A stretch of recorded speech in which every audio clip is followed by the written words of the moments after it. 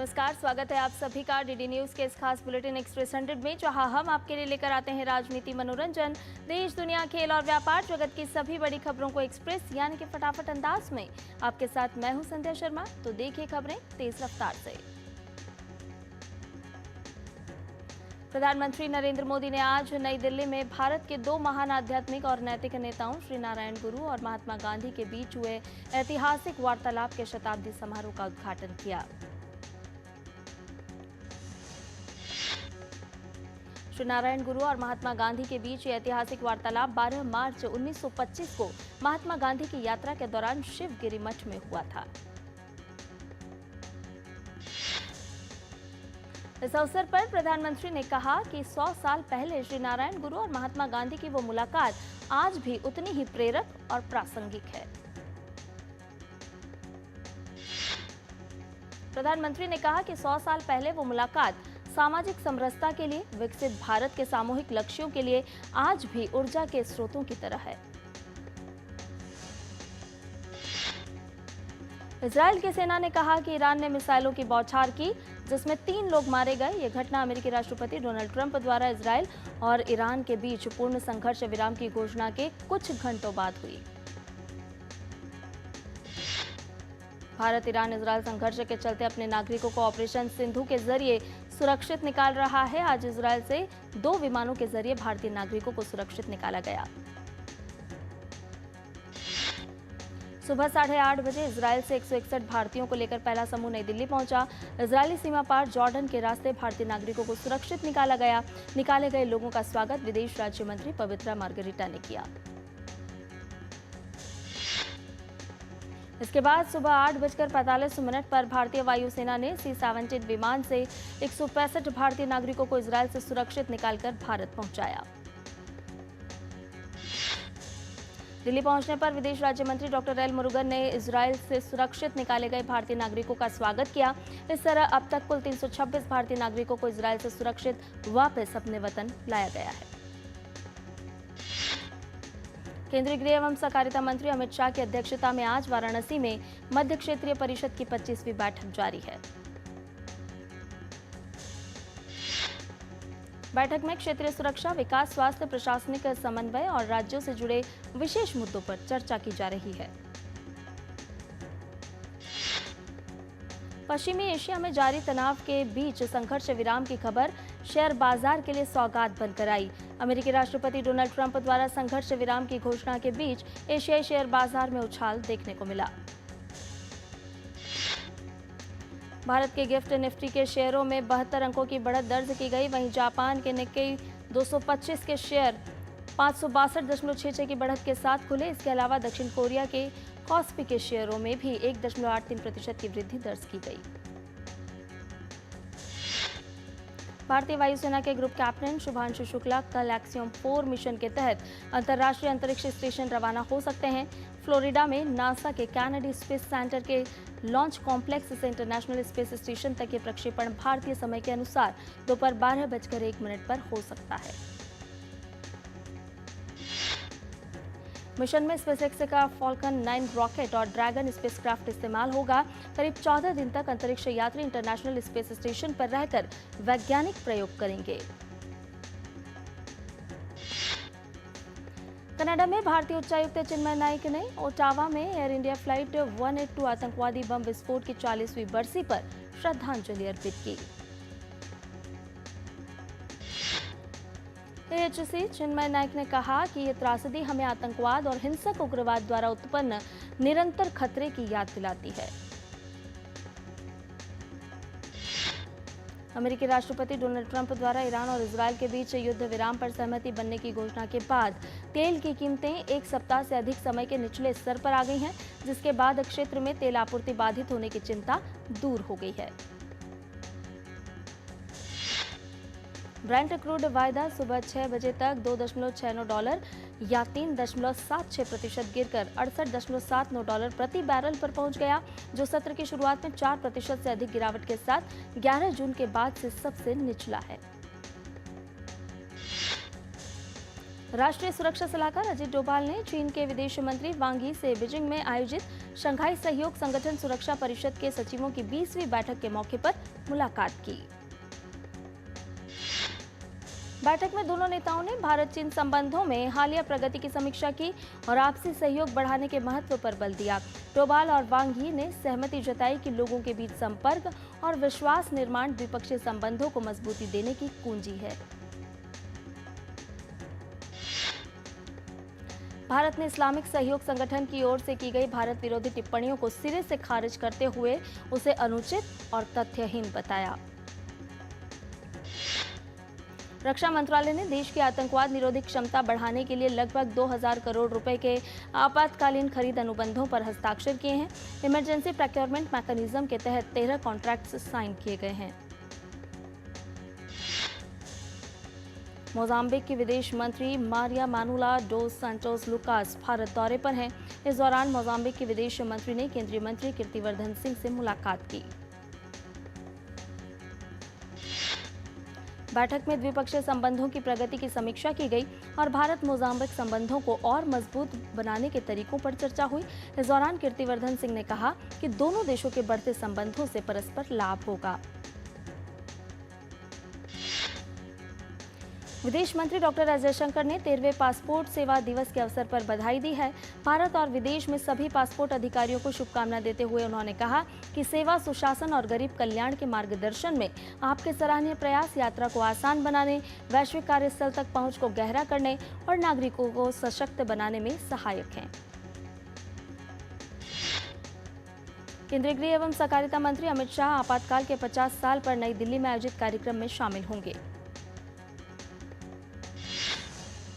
देश में 25 जून 1975 को तत्कालीन प्रधानमंत्री इंदिरा गांधी द्वारा आपातकाल लगाने के निर्णय को संविधान हत्या दिवस के रूप में मनाने के लिए भारतीय जनता पार्टी प्रदेश में कई कार्यक्रमों का आयोजन कर रही है। विदेश मंत्री डॉक्टर एस जयशंकर ने 13वें पासपोर्ट सेवा दिवस के अवसर पर बधाई दी है। भारत और विदेश में सभी पासपोर्ट अधिकारियों को शुभकामनाएं देते हुए उन्होंने कहा कि सेवा, सुशासन और गरीब कल्याण के मार्गदर्शन में आपके सराहनीय प्रयास यात्रा को आसान बनाने, वैश्विक कार्यस्थल तक पहुंच को गहरा करने और नागरिकों को सशक्त बनाने में सहायक हैं। अहमदाबाद में एयर इंडिया विमान दुर्घटना में मृतकों के शवों की पहचान कर उनके परिजनों को सौंपा जा रहा है। इस पर सिविल अस्पताल के अधीक्षक डॉक्टर राकेश एस जोशी ने कहा कि कुल 253 डीएनए सैंपल के नतीजे आए हैं। इनमें से 240 यात्री हैं और 13 गैर यात्री। सुरक्षित और निर्बाध यात्रा सुनिश्चित करने के लिए सबसे सुरक्षित उपलब्ध उड़ान मार्गों पर अच्छे से विचार किया जा रहा है। इसलिए कंपनी ने यात्रियों से मोबाइल ऐप या वेबसाइट के जरिए अपडेट रहने का अनुरोध किया है। केंद्रीय गृह एवं सहकारिता मंत्री अमित शाह ने अपने छत्तीसगढ़ दौरे के दौरान सीमा सुरक्षा बल और जिला रिजर्व गार्ड के जवानों के साथ भोजन कर विभिन्न विषयों पर चर्चा की। जवानों के साथ भोजन कर उन्होंने न केवल उनका हौसला बढ़ाया बल्कि उनके परिश्रम और बलिदान को भी सम्मान दिया। इस दौरान अमित शाह ने जवानों से औपचारिक बातचीत कर उनकी समस्याएं और जमीनी अनुभव भी साझा किए।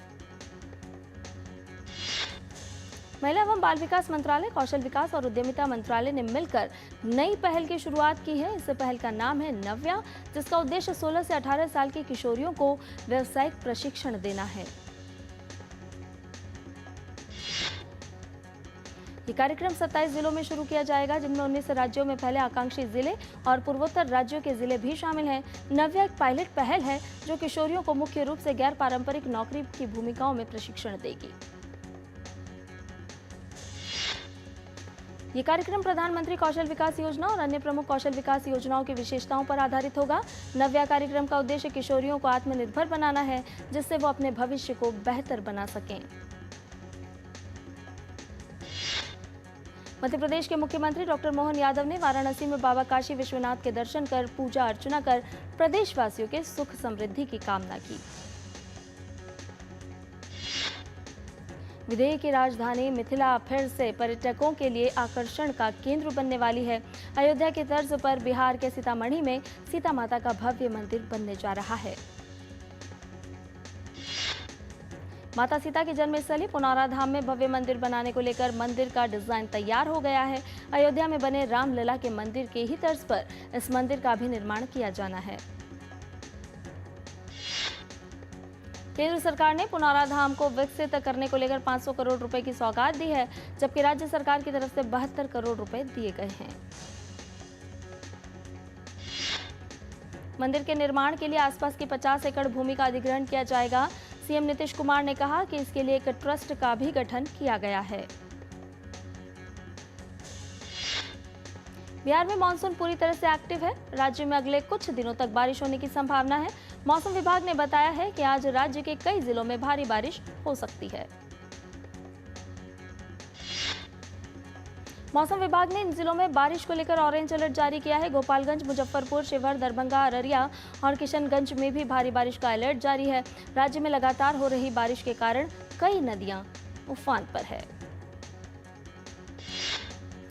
झारखंड में मानसून इस बार आफत बनकर बरस रहा है। राजधानी रांची से लेकर कोल्हान और संथाल परगना तक भारी बारिश जारी है और कई इलाके जलमग्न हो चुके हैं। इस बीच मौसम विभाग ने इन इलाकों में आज और कल भी भारी बारिश का अलर्ट जारी किया है। राज्य में वज्रपात की भी कई घटनाएं हुई हैं, जिनमें आधे दर्जन से ज्यादा लोगों की मौत हो गई है। असम के महत्वपूर्ण लुमडिंग बदरपुर पहाड़ी खंड पर ट्रेन सेवाएं निलंबित कर दी गई हैं। न्यू हाफलोंग जटिंगा लामपुर सेक्शन में रेलवे ट्रैक पर भूस्खलन के साथ पत्थर गिरने के कारण रेल यात्रियों की सुरक्षा सुनिश्चित करने के लिए 23 जून की शाम से लुमडिंग बदरपुर पहाड़ी सेक्शन में ट्रेन सेवाएं स्थगित करनी पड़ी। मध्य प्रदेश के ग्वालियर, चंबल, सागर, भोपाल, इंदौर, उज्जैन और जबलपुर संभाग के 24 जिलों में भारी बारिश की संभावना है। शिवपुरी, श्योपुर में रेड, जबकि बाकी हिस्सों में ऑरेंज और येलो अलर्ट जारी है। ग्वालियर, गुना, अशोकनगर, निवाड़ी, टीकमगढ़, छतरपुर में 4 इंच तक बारिश हो सकती है। इंदौर, उज्जैन, भिंड, मुरैना, देवास, रतलाम, विदिशा, रायसेन, सागर, छिंदवाड़ा में भारी बारिश होने की संभावना जताई गई है।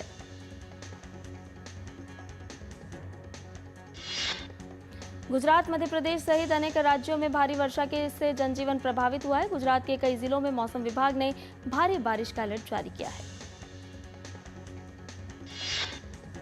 राजस्थान के बारां जिले में बीते 2 दिनों से हो रही मूसलाधार बारिश के चलते जनजीवन बुरी तरह प्रभावित हुआ है। बारां जिले में बारिश के चलते 1 दर्जन बरसाती नदियां उफान पर है। और बुलेटिन में फिलहाल रुकने एक छोटे से ब्रेक के लिए जल्द हाजिर होंगे। टाइम पे खा लेना और प्लीज बाइक धीरे चलाना जी। और ये तुम्हारी सेफ्टी के लिए। अरे एक बात तो रह गई।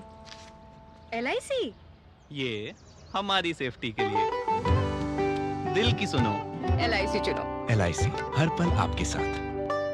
जब धरती चीर कर निकलता है लोहे का पत्थर और मिलता है मोंगिया के जोश से, फिर तपता है, पिघलता है और बनता है फौलाद।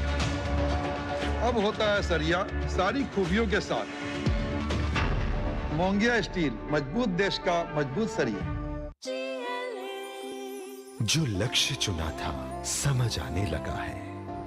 GLA यूनिवर्सिटी, उच्च लक्ष्य की निश्चित प्राप्ति। और ब्रेक के बाद एक्सेस 100 में आपका एक बार फिर से स्वागत है। जिले में सबसे ज्यादा प्रभावित किशनगंज शाहाबाद का क्षेत्र है, जहां लगातार बारिश के चलते पार्वती, बरनी, भौंसासुर, पलका, कुनो सहित अन्य नदी नाले उफान पर हैं। सूरत में लगातार बारिश के कारण कई इलाकों में बाढ़ जैसी स्थिति उत्पन्न हो गई है। सड़कें अवरुद्ध होने के साथ कई निचले इलाकों में जलभराव हो गया है। वहीं मौसम विभाग ने बुधवार तक बारिश जारी रहने की चेतावनी जारी की है। जम्मू कश्मीर के राजौरी जम्मू NH 144 पर सड़क दुर्घटना हुई है। राजौरी जम्मू NH 144 पर चिंगस में टेम्पो और ट्रैवलर के टकराने से हुई सड़क हादसे में 2 लोगों की मौत जबकि 7 अन्य लोग घायल हो गए हैं। गुवाहाटी स्थित विश्व प्रसिद्ध कामाख्या मंदिर में अंबुबाची मेले के 30वें दिन कामाख्या मंदिर में भक्तों की भीड़ उमड़ी। आज भारतीय शेयर बाजार तेजी के साथ हरे निशान के साथ खुला। BSE पर सेंसेक्स 637 अंकों की बढ़ोतरी के साथ, वहीं NSE पर निफ्टी 0.83% की बढ़ोतरी के साथ खुला। वित्त मंत्री निर्मला सीतारमण ने दिल्ली में आयकर प्रधान मुख्य आयुक्तों के एक सम्मेलन की अध्यक्षता। इस बैठक में राजस्व विभाग के सचिव अरविंद श्रीवास्तव, CBDT अध्यक्ष रवि अग्रवाल और CBDT के सदस्य एवं वरिष्ठ अधिकारी भी मौजूद रहे। वित्त मंत्री निर्मला सीतारमण ने सम्मेलन को संबोधित करते हुए कर अधिकारियों से करदाताओं की शिकायतों को तेजी से समाधान करने और समय पर रिफंड जारी करने को कहा। उपभोक्ता मामले, खाद्य और सार्वजनिक वितरण मंत्री प्रहलाद जोशी ने बिहार के खगड़िया जिले के पसराहा में 150 करोड़ रुपए की लागत से निर्मित 50,000 मीट्रिक टन क्षमता वाले अत्याधुनिक साइलो गोदाम का उद्घाटन किया। केंद्रीय मंत्री प्रहलाद जोशी ने कहा कि प्रधानमंत्री नरेंद्र मोदी की सरकार की जन कल्याणकारी नीतियों के कारण देश में लगभग 26 करोड़ लोग गरीबी रेखा से बाहर आ गए हैं। सतत विकास लक्ष्य हासिल करने वाले देशों की वैश्विक रैंकिंग हुई जारी। 193 देशों में भारत पहली बार शीर्ष 100 देशों में शामिल हुआ है। प्रधानमंत्री जीवन ज्योति बीमा योजना के जरिए 10 वर्षों में 18.5 करोड़ से अधिक भारतीयों को बीमा की सुरक्षा मिली। योजना के माध्यम से 17,200 करोड़ रुपए से अधिक के दावों का निपटान भी किया गया। प्रधानमंत्री जीवन ज्योति बीमा योजना में विभिन्न राज्यों की 2.50 लाख से ज्यादा ग्राम पंचायतों के सदस्य हैं शामिल। National Payments Corporation of India जुलाई 2025 के पहले सप्ताह में NSCH 3.0 सिस्टम करेगा लॉन्च। इस नए वर्जन के लागू होने से सैलरी, पेंशन, EMI, SIP जैसे रेगुलर बैंकिंग ट्रांजैक्शन होंगे पहले से तेज। NPCI के मुताबिक नया सिस्टम देश भर में रेकरिंग पेमेंट्स को अधिक बेहतर बनाएगा, साथ ही तकनीक और साइबर सिक्योरिटी से जुड़े कई अहम अपग्रेड लाएगा। सरकार ने यूपीएस में शामिल होने की समय सीमा को बढ़ाकर अब 30 सितंबर किया। वहीं कर्मचारी संगठनों के पदाधिकारियों का कहना है कि फिलहाल यूपीएस के प्रति कर्मियों की बेरुखी को देखते हुए सरकार इसके प्रावधानों में कोई बदलाव भी कर सकती है। भारत और अमेरिका के बीच एक अंतरिम व्यापार समझौते को लेकर बातचीत है जारी। दोनों देश इस समझौते को 9 जुलाई से पहले अंतिम रूप देने की कर रहे हैं कोशिश। अमेरिका की ओर से लगाए गए 26% अतिरिक्त टैरिफ में छूट खत्म होने से पहले दोनों देश बातचीत में जुटे। व्यापार सौदे में कृषि और डेयरी जैसे क्षेत्र चुनौतीपूर्ण। FIO के अध्यक्ष ने डॉक्टर एसी रलहन ने कहा कि पश्चिम एशिया में तनाव के बावजूद भारत का निर्यात क्षेत्र मजबूत बना हुआ है। फिच रेटिंग्स ने बैंकिंग क्षेत्र ने 4 वर्षों में सबसे धीमी ऋण वृद्धि के बावजूद बेहतर परिसंपत्ति गुणवत्ता, मजबूत पूंजी भंडार और स्थिर लाभ होने की जानकारी दी। फिच रेटिंग्स ने कहा कि भारतीय बैंकों का मजबूत वित्तीय प्रदर्शन रेटेड बैंकों के स्टैंड लोन क्रेडिट प्रोफाइल का समर्थन करता है और इस क्षेत्र को भविष्य के विकास के लिए तैयार करता है। HSBC फ्लास इंडिया कंपोजिट आउटपुट इंडेक्स के अनुसार भारत के विनिर्माण और सेवा क्षेत्र में तीव्र वृद्धि दर्ज हुई। ये जून में बढ़कर 61.0 पर पहुंच गया, जो बीते 14 महीनों का उच्च स्तर है। PMI के अनुसार भारतीय व्यवसायों ने जून में निर्यात ऑर्डरों में तीव्र वृद्धि दर्ज की, जो कि 2014 के रिकॉर्ड वृद्धि के बाद से सबसे मजबूत उछाल है। पारंपरिक रूप से रक्षा उपकरणों के लिए विदेशी खरीद पर निर्भर रहने वाले भारत की रक्षा आयात पर अपनी निर्भरता 14 वर्षों में 11% से घटकर 4% हो गई है। रिपोर्ट के अनुसार भारत रक्षा क्षेत्र में अधिक आत्मनिर्भर बन रहा है। भारत की रक्षा निर्माण क्षेत्र में प्रगति हुई है और विदेशी हथियारों पर निर्भरता भी घट गई है। वित्त वर्ष 2025 में भारत के 26 राज्यों में पूंजीगत परिव्यय में उत्तर प्रदेश 16.3% हिस्सेदारी के साथ सबसे आगे है। उसके बाद गुजरात, महाराष्ट्र, मध्य प्रदेश और कर्नाटक का स्थान है। रिपोर्ट के अनुसार सभी 26 राज्यों की कुल प्राप्तियां वित्त वर्ष 2026 में बढ़कर 69.4 लाख करोड़ रुपए होने की उम्मीद है, जो वित्त वर्ष 2025 के 62.7 लाख करोड़ रुपए की तुलना में 10.6% ज्यादा है। अदानी न्यू इंडस्ट्रीज लिमिटेड ने गुजरात के कच्छ में भारत के पहले of grade 5 megawatt green hydrogen pilot plant के सफलतापूर्वक शुरू होने की घोषणा की। अदानी इलेक्ट्रिसिटी मुंबई लिमिटेड ने अपने ऋण दायित्वों को कम करने के लिए गिरवी रखे हुए 4.95 करोड़ डॉलर के ऋण बॉन्ड को दोबारा खरीदा। मध्य पूर्व में बढ़ते तनाव ने अंतर्राष्ट्रीय हवाई यात्रा को किया प्रभावित। कतर, यूएई और बहरीन के हवाई क्षेत्र बंद होने से चेन्नई अंतर्राष्ट्रीय हवाई अड्डे पर 11 उड़ानें हुई रद्द। वैश्विक खनन एवं लोह धातु कंपनी वेदांता रिसोर्सेज लिमिटेड ने वित्त वर्ष 2024-25 में अनुकूल जिंस कीमतों, उच्च प्रीमियम और परिचालन दक्षता के दम पर $161.7 करोड़ का लाभ अर्जित किया है। ओमान खाड़ी क्षेत्र का पहला ऐसा देश बना जिसने इनकम टैक्स लगाने की घोषणा की।